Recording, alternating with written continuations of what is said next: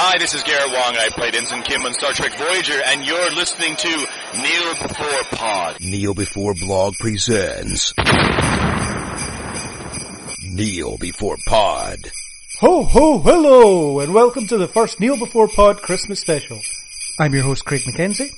For the first Yuletide podcast, we have a special treat for you. Helping me celebrate this joyous occasion to talk about the Christmas classic starring Arnold Schwarzenegger, Jingle All the Way, is Chris. Hello. Hello, Chris. Hello, season's greetings, etc.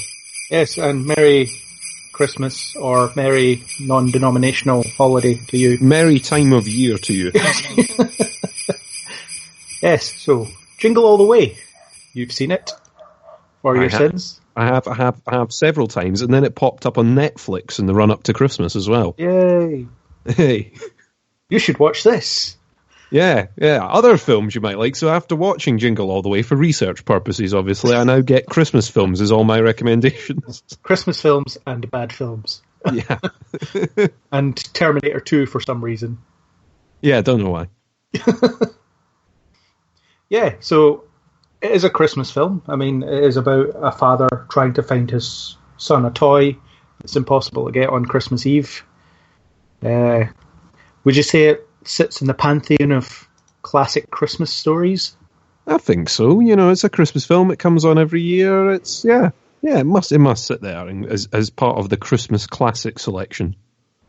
Yeah, it's kind of wormed its way in, and I think if it wasn't for Arnie, the whole thing would be totally unwatchable because everything else about it is really dire. Oh, pretty much. But it's a Christmas film, so you know you've got to give it a discount because it's a Christmas film. Yeah. But yeah, Arnie's the one that makes it, I think.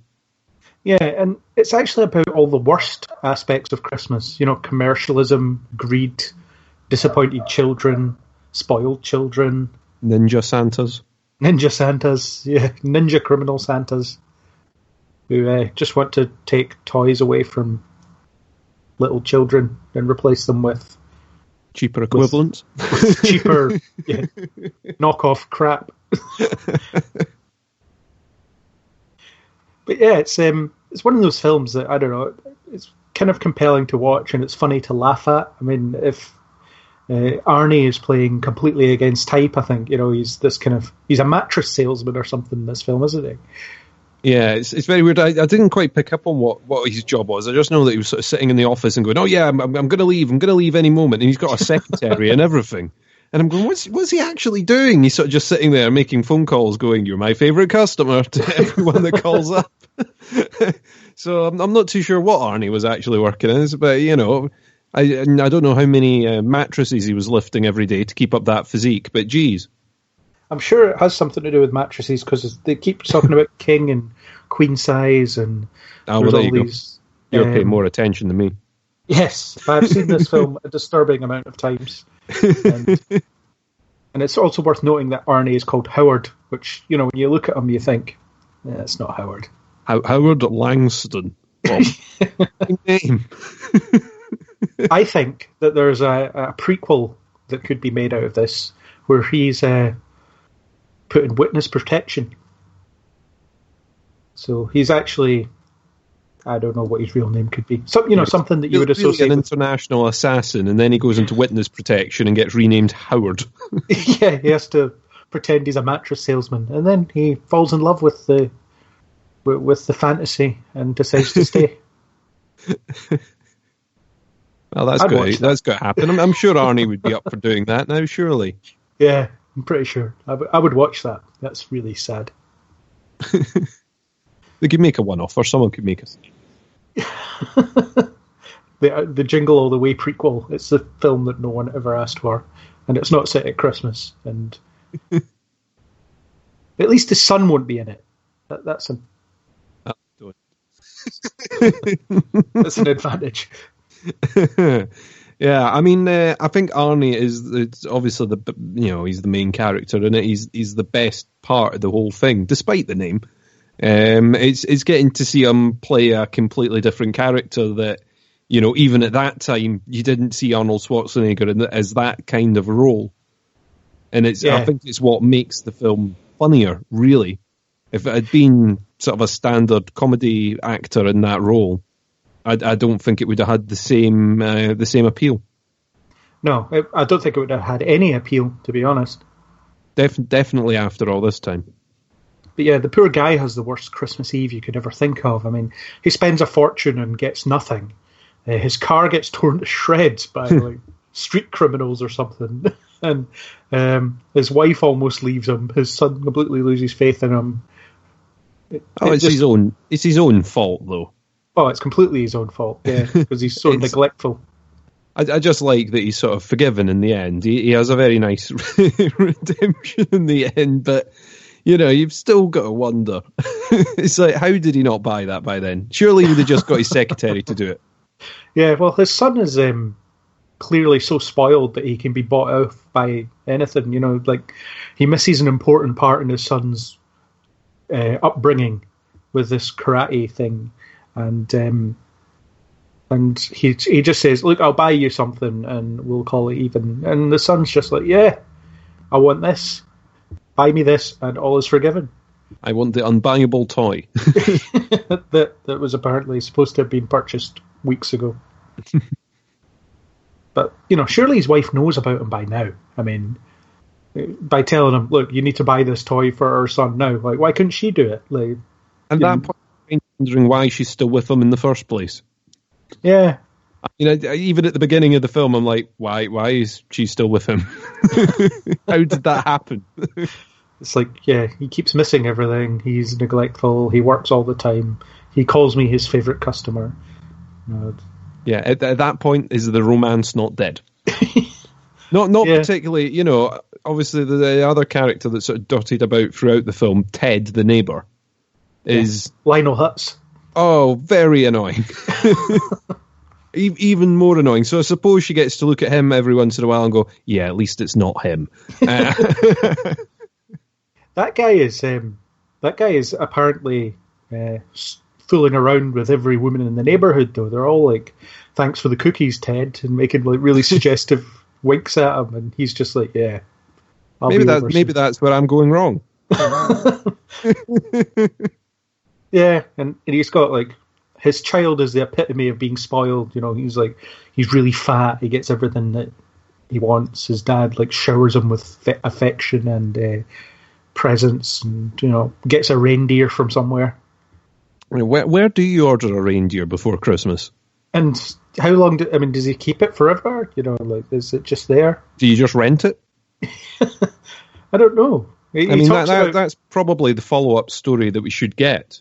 Yeah, he talks about like leaving it out in the park or something, and if nature's kind, they'll take it in. Seems like really cruel. Also, we'll eat it. Yeah, but yeah, that reindeer. I mean, what's it doing there? It's quite bizarre. It's just so Arnie gets to punch one. Yeah, he gets to get chased through a house with a reindeer and then give it eggnog or something later on. I'm trying to think what he feeds it later. I think he's got like whiskey in a hip flask or something. Oh, well, there you go. He has a heart-to-heart with the reindeer in the garden later on. And they make friends, and then he decides to go and win back his family's affection somehow. It's a very strange film, because all it does is promote sort of greed and lies, I suppose, because Arnie's running around, you know, trying to get this thing that he's supposed to have weeks ago, and no one really is bothered about where he is. I think they're just used to him not being around. Isn't that the the sort of story point behind it? Is that they're used to him not being around, so he can get away with going, oh yeah, I'm just going to the office to pick something up. I'll be back later. Yeah. And then spends the rest of the day driving around town and falling out with mailmen. Yeah, and getting his car destroyed. I mean, that's and avoiding getting arrested by the police several times. Yeah, that policeman is, he's there a lot, weirdly. He's the unluckiest policeman as well. I mean, if you think Arnie's day was bad. Yeah, this guy gets his bike trashed, covered in coffee, blown up. Let's not forget blown up. Well, he's lucky in one way because he's not a dead policeman, but he's he's a burnt, scarred, and doesn't have his bike anymore. It's a Looney Tunes explosive. You know, all it does is char you a bit, and then you get to make a quip, and then you fall over. It's a Christmas movie explosive. I think that's, it's sort of tinsel and glitter. It's fine. It's harmless. Yeah, it's not C4 in the mail, thankfully. They invented a toy for this film, at least as far as I know, the whole Turbo Man thing, and they built a little bit of a franchise around it. You know, the kids watching an episode of it, and it looks, really terrible. It's, like Power Rangers, but nowhere near as good. But I think Fox probably have the movie deal for it, do they not? Well, I've seen like memes online. It's instead of the Dark Knight Rises, it's like the Turbo Man Rises and stuff. So people have had some fun with it. Oh, it'll happen at some point, surely. But yeah. I mean, I really like the fact that they managed to build a sort of entire TV show out of it, and all the marketing and the graphics and all that sort of stuff. I mean, I don't know how much time is spent over these things, by all the sort of background people that have got to come along and go, all right, he wants a toy. So not only have they got to make the toy, they've got to make they've got to make all the branding and everything for this fake toy. So, I don't know. There must be entire careers revolve around that. Yeah, but it is a bit of a rush job. It feels like it was kind of written by people that don't understand what kids like. Because, I probably wouldn't have watched Turbo Man even when I was... how young's the kid supposed to be? Like 8 or something? Yeah, but I think it's supposed to be quite cheesy and thing. I mean, in the end of it, they've got a fully working jetpack suit. So, if the whole Turbo Man franchise falls apart, at least they've got their Nobel Prize winning scientists behind them that can dig the toy manufacturer out of trouble. Yeah, and I'm sure we'll come back to that scene. It's kind of the action figure when Jamie is describing it, and he says, he wants a Turbo Man action figure with the arms and legs that move. What kind of low marketing is that, if that's one of the better features? Yeah. It's an action figure with arms and legs. Just one of its arms, but both of the arms. Yeah, I don't recall ever seeing an advert that advertised a toy that, had moving parts. This action figure does actions. Yes. Actions sold separately. And a voice box that says 5 phrases, don't forget. A whole 5. Yeah, that's all it does, really, apparently. But it's the most sought-after toy ever. It's all marketing, though, isn't it? Even in the modern age, you end up with... I'm saying the modern age in comparison to the 90s. Oh, my God. But, yeah, even now, when you look at the adverts on sort of kids' telly and stuff like that, it's... the way they sell toys to kids is unbelievable now. Yeah. What they can do. Everything connects to an app on a smartphone pretty much now, but but the action figures and everything are amazing. Now they're just trying to sell mobile games that have microtransactions woven in to young kids. Your parents only love you if they spend 79 pence or 89 cents on... They'll unlock this extra feature for you. So they can play it for an extra 10 minutes. Yeah, it's really bizarre. And of course, Arnie never gets the toy because it's sold out everywhere.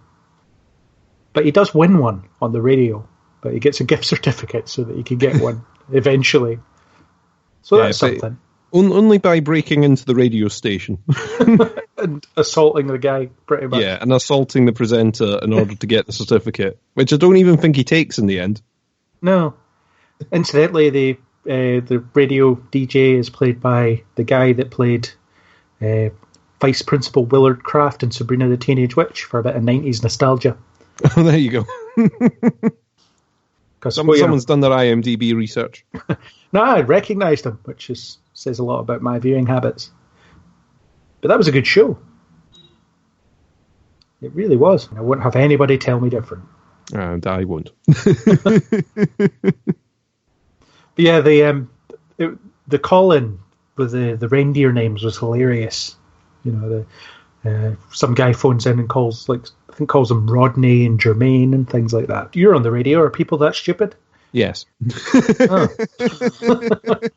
No, yeah, you definitely, if you listen to some competitions, and especially if it's a sort of first person to call in type thing. Though if you listen to most commercial radio stations now, if they do phone in competitions and things, they'll close the lines and they'll play a song, and what they do is they record the competition winners during the song. Oh, right. Edit it up, and that way they can make it short and sharp and edit all the is, ums, and all that sort of stuff out. Also, all the swearing, if you can't happen to swear. Yeah. Yeah, because there was there wasn't a lot of swearing in this film, but there was a lot of swearing when you watch the film, perhaps. It's just yeah, it seems like the swearing's missing in it, though it is a Christmas. Once again, it is a Christmas movie, so it's got to get off with a lot of different things, I think. Yeah. Though did this come out before or after Bad Santa?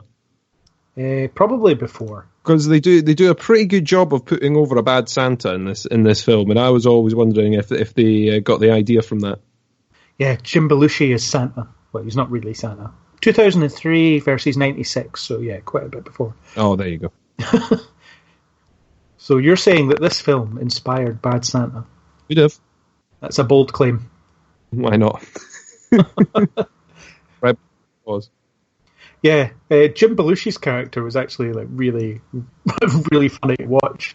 The way he was like trying to act all shifty while dressed as Santa, and taking Arnie to their secret, massive operation to, sell counterfeit Christmas toys. It seems quite elaborate.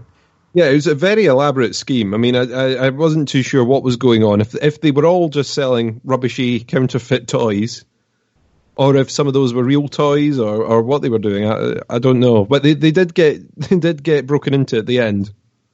Yes, the police raided it and sorted them all out. And Arnie held up a plastic badge and pretended to be a police officer, and that was the end of it. And he got away with it. He escapes again. I mean, yeah, I've seen some inept police in films and TV, but those guys really take the cake. But that whole sequence is just bizarre. I mean, like, it's not as bizarre as the film gets, weirdly, but you've got this big, hulking wrestler type Santa, and all the dwarfs who are actually played by little people. There's definitely one dwarf played by. Oh yeah, all the elves and everything, and the ninja Santas and everything. I think it's brilliant. They could have had an entire follow up on Attack of the Ninja Santa. They could have. I think it would have worked. It would have worked. Or again, some prequel about their exploits. Yeah. Yeah. I mean, I watched the trailer as well, and the trailer tries to play up the rivalry between Arnie and Sinbad, the mailman. Sinbad's the name of a comedian who's just not funny. But weirdly, the film doesn't feature that much. It kind of drops it for a long time. Yeah, so it drops in the middle, and then he appears again at the sort of finale stage.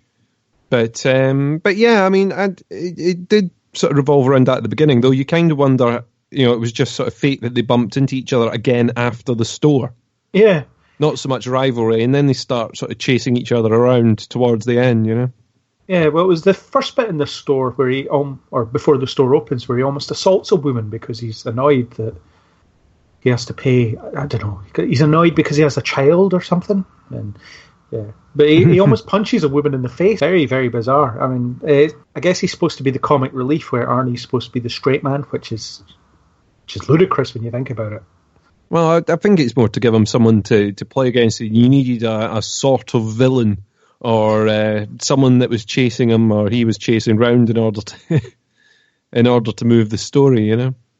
Yeah, a villain, worst villain. A villain of sorts. Yeah, the mailman. But yeah, I mean, I'm just glad my mailman isn't that crazy at this time of year.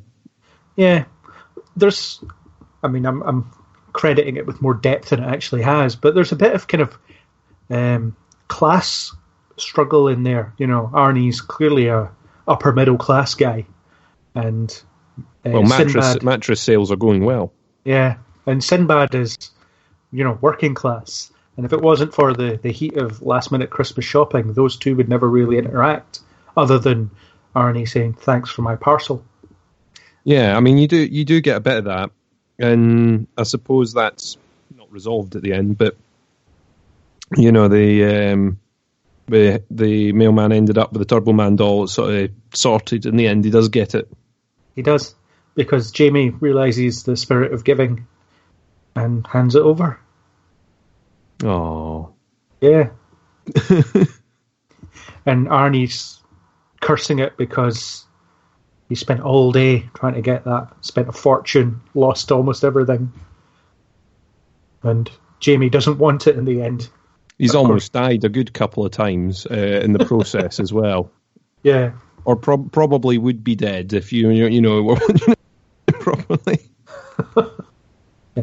Of course, Jamie is noticeably annoyed with his father throughout because he's sick of all the dropped promises. You know, the whole parade thing, it becomes clear that his dad ain't going to be there, and he yells at his dad down the phone, which is, a great bit of acting, to use my most sarcastic tone I can muster. Even when I was younger watching this film, I went, oh my God, isn't that kid really whiny and annoying? Oh my God, isn't that kid really whiny and annoying? And even when I was watching it the other day, it was on Channel 4, put it on, and I'm going, oh my God, how annoying is that kid? I recognise him from something else. And then it hit me. Yes. He will grow up to be Darth Vader. Yeah. No good will come of this. I wonder if this is what caused him to become Darth Vader. There's another sequel you could have. Turbo Man versus Darth Vader. Darth Vader would win every time. Yeah. See, this Turbo Man character, we need to get him in, the Avengers or the Justice League or something. I think he could be a real asset to these people. It could be. He could be. I mean, he's got a jetpack. He's got a boomerang. Yeah, it's a boomerang. A magic boomerang that sort of comes back properly. Anytime I've thrown a boomerang, it just falls over. Yeah, and he has these weird projectile things that he shoots at people. Yeah, he's well kitted out. He's not quite Iron Man, but close. Yeah, the story I think is the story's pretty bizarre, but I think it sort of moves on, and there's enough laughs to keep me entertained throughout. I think just anytime Arnie does anything, would be it punch a cardboard cutout or chase after a perpetual bouncing ball. Yeah, the perpetual bouncing ball I thought was great. I mean, it seemed to gain momentum rather than lose it as it went along. I mean, the story it's a Christmas film, so I've always got to discount it. But by it being a Christmas film, automatically, the plot and everything's going to be a little bit weird, off the wall, and probably not make that much sense towards the end. But it's. Yeah, I mean, the story and everything works, and I think the only reason that it really works is you need someone like Arnold Schwarzenegger in that as your Howard, or you need another action star, I suppose, in that kind of role. It needs to be The Rock, or it needs to be, I don't know, Steven Seagal, someone, someone that you would not expect to put in that position. Yeah, well, is there that? Sort of reminds me, yes, I have seen this film with Hulk Hogan, Santa with muscles. In that sense, the two share almost nothing other than the fact that they have these kind of overbuilt former heavyweights in their genres. It reminds me of Santa with muscles slightly. If you haven't seen it, Santa with muscles. Yes, Hulk Hogan, Santa with muscles. Sounds like a DVD I'd need to go to the back. Oh yes, it has to be seen and believed.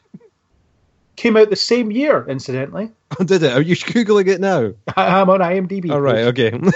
It's starring Hulk Hogan, Don Stark, Robin Curtis. Mila Kunis is in it, apparently. All right. She must be the child in 96. Jeez. That Addams Family check hadn't come through yet. Yeah, it's been a few years since I've seen this, but it's not worth a watch, to be honest. But if you're, is it as good as Jingle All the Way? I honestly couldn't say. No. Yeah, his behaviour is pretty bizarre. I mean, the bouncy ball thing. He's not even sure that's the winning one. No, but he just runs away and chases it. I think he would have had more of a chance if he had just barged through the crowd and grabbed one. Yeah. It's just how feral everybody goes, and that they all turn on Sinbad after Arnie yells that he has two. which is just brutal. You know, they all just tackle him. And, like you say, I just don't know why he sort of chased it away, because he could have had a proper one there, then a chance of winning, you know? Yeah, I mean, he's Arnie. He could, you know, lay the smack down. He might get arrested, but he was going to anyway. Yeah, arrested, but at least the kid would get the toy. Well, it's either arrested for punching someone or arrested for assaulting a child. You know, where he insists that he is not a pervert. Yeah, definitely not. Yeah, yeah. I wonder what went through Arnie's head when he saw the script for this and decided to sign on. I mean, did he sign on before seeing the script? Did he sign on after? Does anyone ask him about this in interviews anymore? Oh, they should, definitely. Yeah, this year at least, you know. Let's see. Arnie interview, Jingle All the Way. I mean, has he just stricken it from his memory? Stars and cast, Jingle All the Way. But it's like Jake Lloyd and stuff, so Arnie's not there. Nobody wants to hear what Jake Lloyd has to say. No. He's probably just saying he hated it at the time. Yeah, he didn't even get to take one of the action figures home. It was a self-fulfilling prophecy. That would be the question, wouldn't it? Did you get in the end? Did you get a Turbo Man action figure? No, I didn't. Okay. And of course, there is a post-credit scene that sets up a sequel. You know, where it's Christmas morning and his wife's like, "When you went through all that trouble to get Jamie a toy, what did you get me?" And then he has this horrified look because he hasn't got his wife anything. It's utterly ridiculous, and I feel like I've said that a lot over the past 15 or so minutes. But well, it is. I mean, but it is a Christmas movie, so ridiculous has got to be part of it. Be it a guy transforming into Santa Claus, or I think that's what makes Christmas movies. Yeah, the plot's got to be kind of off the wall, completely unbelievable, and you know, and in the end, you learn the true meaning of Christmas. You know, that's. Although, does he? I mean. Does he? No, he becomes an actual superhero by the end. So, I mean, he gets carted off by the crowd, and you know his son's all happy because his dad's dressed in a Turbo Man outfit. But has Arnie really learned anything about his about not neglecting his son or anything like that, or is he just going to go and repeat the same mistakes the next week? Well, I think that's the follow-up. I think we've set up a lot of follow-up films. Yeah, there could be a whole franchise here. Yeah, an expanded universe, an extended universe of Jingle All the Way. Jingle All the Way, 20 years on. Of course, it is 20 years old this year. And I mean, the thing is, it is one of these films that does look kind of dated as well. Yeah, there's all sorts of... I mean, no one has a mobile phone, for instance. Yeah, I mean, if it was the case today, he'd have been getting phone calls all throughout. Yeah. Texts and stuff like, "Where are you?" But where are you? Where are you? Where are you? They could have solved that problem by him running out of battery, or his phone gets stolen or broken or something. Yeah, it gets towed away with a car. It gets taken when the car gets trashed. There's all sorts of If you modernise this film, then I suppose Jamie wants an iPad instead of a Turbo Man figure, doesn't he? I don't know, what is the biggest selling toy this year? What's the toy? Is it the Furby, the other Furby? I have Furby no idea. Is it? I remember that the BB-8s were selling out last year before. Yeah. I don't know what the toy is this year. Biggest selling Christmas toy, Christmas 2016. Hatchimals. Hard on this week's podcast. Hatchables. Hatchimals. I don't know what they are. Hatchimals. Is that like those alien egg things that we used to get when we were at school? Oh, those things. They'll open their eyes in the millennium and things like that. Yeah, that's it. Yeah, they won't. Don't spoil my dream. I'm still incubating a set here. Hatchimals. They look like little chicken Furby things. Okay. Should be £59, $59.99, but generally on sale for £120+. Whoa, nice. So, we could recreate Jingle All the Way by running around on Christmas Eve trying to find Looking for Hatchables. Yeah, where are they? It would just be rubbish. It would just be someone on Amazon Prime ordering it up. I need this today, like someone on eBay. It'd be someone going on the Argos app and going, reserve in store, and then going along to the store and going, can I have the... It's like, no, we're sold out. You'll have to wait till after Christmas. It's like, oh well, my child is getting every single other thing that they want, so they'll deal with this one. They'll get this on New Year's Eve instead, and that'll be something to look forward to. Yes. Although to be fair, I wouldn't have quite accepted that, I suppose, at Jamie's age. I might have been upset that I didn't get the big toy that I wanted. Oh, I think always. You know, it's one of those. It's one of those ones, isn't it? I'm trying to remember a toy in particular. The thing is, I'm trying to think of a toy that was really difficult to get. But if it was difficult to get, then I wouldn't be the one trying to find it. Yeah, I do remember my parents looking for a Teletubby for my sister. When Teletubbies came in and were very, very popular one Christmas. And having to rely on my uncle, who worked at a large department store in Edinburgh at the time, and all the staff were queuing up before the shop opened to buy them, and they were making the staff form an orderly line so that it was getting sold before the shop opened. Yeah, I've never been aware of the kind of effort that went into getting me gifts when I was younger, but there was things like Tracy Island, when that was the big hot gift. That was what I wanted, and it was one of those. It was sold out everywhere, and you couldn't get it for love nor money and all that stuff. And I managed to get one on Christmas Day, so But I feel like my family were setting me up for disappointment, only to turn the tables on that with, constantly being around. We can't find this thing anywhere, and it's really struggling. So maybe Santa's struggling to find that right now. Yeah. Santa's sold out. His elves are struggling to keep up with demand because they all make toys, apparently. Well, of course, the criminal elves in this film, they do make the toys. Yeah, they do. They make terrible copies. I don't know. The Turbo Man one didn't look any worse than the real one. Apart from the fact it was in components parts and spoke a different language. Yeah, it felt a bit, but yeah. I don't know. It's some assembly required, and it's educational. Yeah. But it said, as far as I can tell, the right phrase. What, could you just translate it, could you? Well, I heard the word turbo, which is apparently the same in whatever language it was speaking. All right, let's get our translation experts on it. That's it. We've got a translation department on this podcast, don't we? I'm sure. How many languages do we convert this podcast into? Arguably English. Yeah, just about. Arguably. But yeah, I do like this film. It has its tongue firmly in its cheek, and Arnie has some of his most memorable lines in it. Put that cookie down. It's a classic, and I'll be sure to splice that in to the final edit. Well, that'll be in there somewhere, okay. Oh, these cookies! Put that cookie down now! It's the way he just yells it. It just shows how harangued he is.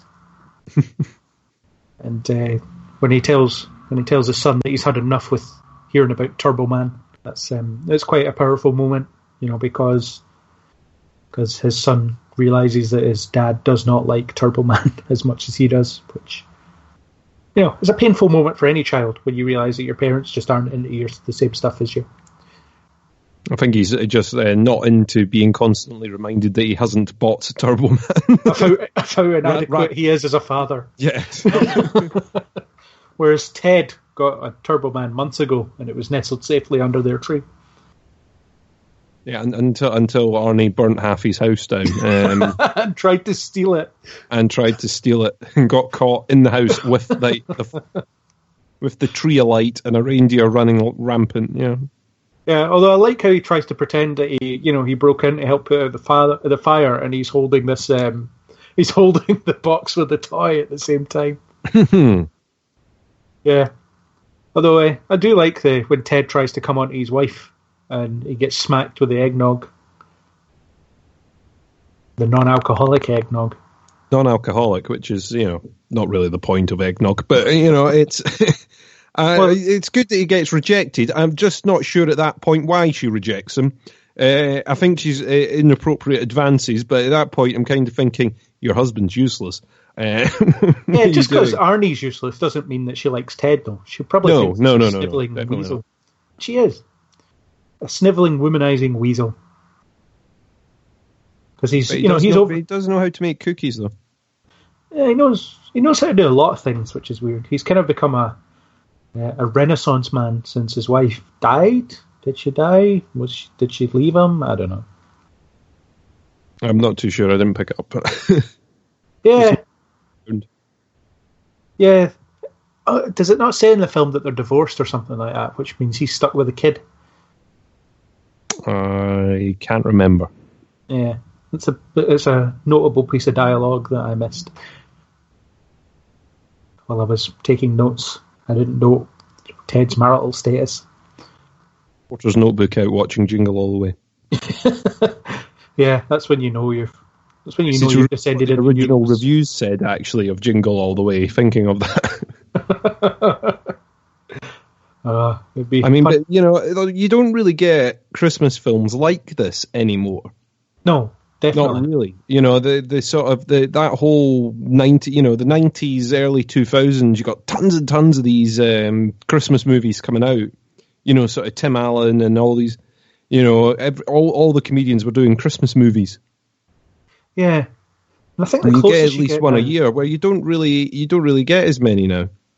Yeah, I think the closest you get to a sort of old school Christmas special is something like Doctor Who, because they do a kind of disposable Christmas special once a year. Yeah, I mean, you get odd TV bits where they'll do Christmas episodes and things, but you don't really get the movies the same way as you did before. No, I mean, what was out this year? Office Christmas Party with Jason Bateman and some other people. I didn't even see it, but you had the how many nativity films have there been? There was like 2-3 nativity films, but that's not really. It's a Christmas movie, but it's not that kind of sort of ridiculous plotted Christmas film, is it? No, it's weird. I guess they've all been done, and I think we should start a campaign to bring them back. Yeah. Give us a good old-fashioned rubbish Christmas film. Yeah, proper cheesy with, an action hero in it and, a few washed-up comedians, and we'll be there, we'll get it. Give us the Christmas Expendables. Arnie and Stallone and some other people fighting it out to buy a toy. Open warfare between Sylvester Stallone, Arnold Schwarzenegger, The Rock. Who else can we put in it? Dolph Lundgren, just the Expendables cast. Dolph Lundgren, yeah, you could put the whole Expendables in there, and yeah, that'll do. Oh, yeah, Kiefer Sutherland, why not put him in as well? Sure, yeah, and they fight with plastic guns. Yes, and other toys. This would be great. We just need to get a team of script writers on it now. I'm sure they'll all say yes. Yeah, script writers. I don't know. I think the whole thing kind of writes itself, really. But yeah, it'll probably be about 5 minutes long by the time we get the budget together. Yeah, and what a 5 minutes. And if we can't afford the cast, what we'll do is we'll recreate them in CG. Yeah, I mean, Arnie could use the facelift, and there's plenty of reference material from Terminator. Terminator Genesis has to be of some use, surely, doesn't it? Yeah, we can use cuts from it.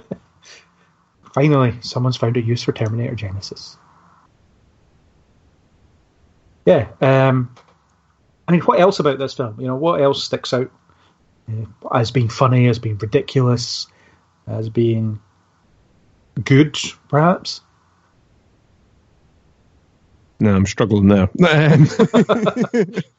No, I mean, like I say, the best bit about it is Schwarzenegger. Really, the story is just a bit weird the way it resolves, and also sort of comes out of nowhere at the end where he's got a jetpack. I do love the jetpack sequence. It's a little local parade, and they've got this jetpack that it's a little city parade, and yeah, they have a jetpack. The city, which is brilliant, why not? But it's it's very cheesy. It's got all the Christmas bells and whistles that you'd expect, and that the soundtrack's actually pretty good.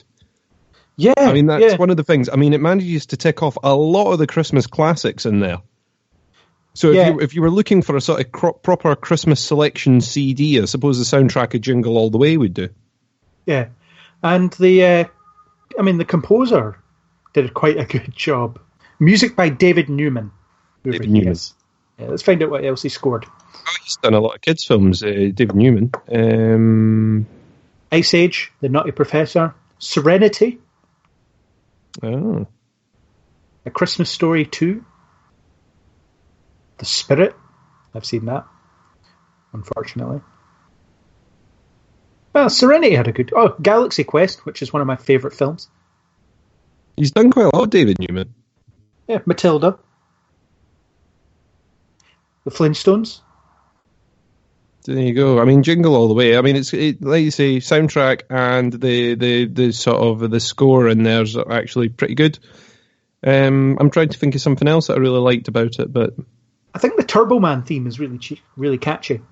It's like, yeah, that sounds like a kind of 90s action kids cartoon, or not even cartoon, kids live action theme tune. You know, it does a good job. What else did I like about it, though? What else? It was in colour.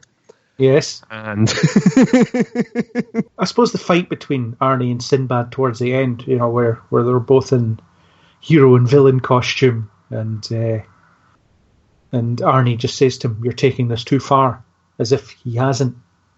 yeah, I mean, it's just sort of snowballs, and that's what I like about the little fight, is it sort of snowballs from them helping each other all the way up to them having a sort of supervillain battle in the middle of the street. Yeah. I also love the bit where Arnie has to select a winner for the Turbo Man doll, and he points at Jamie and says his name, which totally doesn't make it seem like a fix at all. No. And Jamie's like really excited that Turbo Man knows his name and fails to notice the Austrian accent. It would have been a shame if Buster had to pick. Is it Buster? Booster. Booster, that's it. Booster, the sidekick, had to pick, because then he never would have got the toy, would he? Well, nobody likes Booster. You know, even the kids savage him when he gets knocked off the float, which I think's really harsh. He's like the Jar Jar Binks of the Turbo Man universe. Oh, Booster's not that bad, surely. Well, who knows? We don't see him do anything. Poor Booster. Although he is played by a pretty disgusting, might be an alcoholic. You know, under that suit. Maybe smoking New Yorker. Yeah. No, it was, that whole sequence is just really bizarre. It almost feels like it belongs in another film. I mean, you wouldn't think at the start it was going to culminate in, you know, a jetpack fueled fight sequence. No, definitely not. That leads to a perilous situation involving Jamie hanging off a roof just to get a toy. That he didn't even keep in the end. No, he gave it away because he has a real Turbo Man at home. Sorry. I'm fine. I've changed my mind on that toy anymore. I want a different one. Yeah, and then he gets really disappointed when Arnie's not allowed to keep the suit. Because, you know, NASA are taking it away for study and how to replicate the technology. Yeah, the army is very interested in this new jetpack technology. And the boomerangs and stuff. The utility belts and boomerangs, yeah. But it's that kind of ridiculous that makes it a good Christmas film, really. Yeah. I mean, I always grade Christmas movies completely differently, because they're the kind of thing that you'd only watch at this time of year to have a bit of a laugh with the family and all that, and watch for a bit of fun. And yeah. I think on that note, it kind of works. You know, if you pick apart the plot and things like like we normally do on these podcasts, it doesn't really survive very well. But you know, as a Christmas film, I think it's one of the better ones. Yeah, it's one I keep going back to. It's kind of on my short list of Christmas movies, along with Die Hard and Home Alone and The Muppets, and I think that's it. There's other stuff. There must be other stuff, but I can't think what it is. Lethal Weapon sometimes. Miracle on 34th Street, the remake, because it's quite good. Elf. You got to remember Elf. I haven't seen Elf. No, what? Yeah, I know. Sort yourself out. Yeah, I could do. Maybe it'll fall off the internet. That's got an even more Christmassy soundtrack. Oh. Oh, yeah. With bells on. Well, I can't imagine anything be more Christmassy than this film. But it's kind of oddly accurate in how it promotes the commercialism of Christmas, because that's kind of a lot of what it's become, isn't it? It's all about, how much money are you going to spend on your family this year, and here's all this new stuff that you can buy them, and your child is going to be a loser if they don't get the best toy to show off on the playground. Yeah, I mean, it's there's a lot of marketing, there's a lot of pressure on parents now to deliver that sort of stuff. I mean, there's pressure on the whole Christmas thing, because the TV adverts will show you the perfect Christmas dinner and how it's been cooked, and all the tableware's all done up. The entire home is decorated, redecorated for Christmas. It's not just even the pressure on getting kids presents these days. There's a lot of pressure on people to have the perfect Christmas. Yeah. And people get into major debt around this time of year, which is a shame. There's a lot of pressure on people to sort of perform at this time of year. Yeah, well, there's that story I read recently about this woman that spent £1,500 on each child or something, which is just insane. I mean, it's when you break it apart later and you go, well, how much did I spend on the present for such and such, and then I got this, and then I got that, and and you start adding it up, and you go, oh, actually, I have spent quite a lot on people this year. Once you tot it up. Yeah. It would be interesting to see a 20 years on follow up and see what Jake Lloyd's up to. What did he go up to it'd be Jamie having to run about and get a hatchable for his child. He also has to do something special for his dad. While old man Howard laughs in a rocking chair. But he wants to do something really special for his dad as well. It would be it would be quite the experience. I don't know if Jake Lloyd's even still working, but you could cast someone else, I suppose. Yeah, you could do, I suppose. Yeah. But then just to have Arnie in a rocking chair at the back. Yeah, the reunion is needed. The last thing he did, the last thing he did was voiced young Anakin Skywalker in Racer Revenge, a Star Wars video game on the PS2. And when was that about? It was in 2002. Oh, well, there you go. So Star Wars literally killed his career. And rightly so. He did get to play Anakin Skywalker 7 times. 7? Yeah. There you go. 6 of them is a voice. One of them is, mostly a voice. So there you go. Jake Lloyd could do with the work. Let's get this sequel happening. Let's make it a Merry Christmas for Jake Lloyd. If Hollywood producers are listening, they should totally jump on that. So, I think we've talked about this film longer than most people should. I think we've analysed it in intricate detail that it was not intended for at the time. So I think even the writer's room did not spend as much time analysing the film as we have. We've spent longer talking about it than it took them to write the script. But yeah, I guess the summary points are it promotes all the worst parts of Christmas. Arnie's kind of funny. And it's entertaining enough. It's Christmassy, so watch it. Yes. It's very Christmas. But not in the summer. Don't watch it in the summer. Wait until December at least. Yeah, because then you're really sad watching Jingle All the Way in July or whenever. Yeah. So, I think on that note, we should descend into our turbo cave. Does he have a turbo cave? I'm sure I don't know, he does now. And remember, nobody likes Booster. Chris, do you have a Christmas message for our listeners? Eat, drink, be merry, and love each other. And for me, it's be safe and be drunk. Or maybe don't be drunk. I don't know. Do what you want. But be a safe drunk. Be a safe drunk and have a lovely Christmas time. And if you don't celebrate Christmas, Have a nice time anyway. God bless us, everyone. Thus concludes our first ever Kneel Before Pod Christmas special. We hope you enjoyed our in-depth analysis of the undisputed classic Jingle All the Way. If you did, then please subscribe to us on iTunes, YouTube, or any major podcasting app, and join us on the next Kneel Before Pod. On behalf of everyone involved with Kneel Before Blog and Kneel Before Pod, I hope all of you have a very Merry Christmas and a Happy New Year.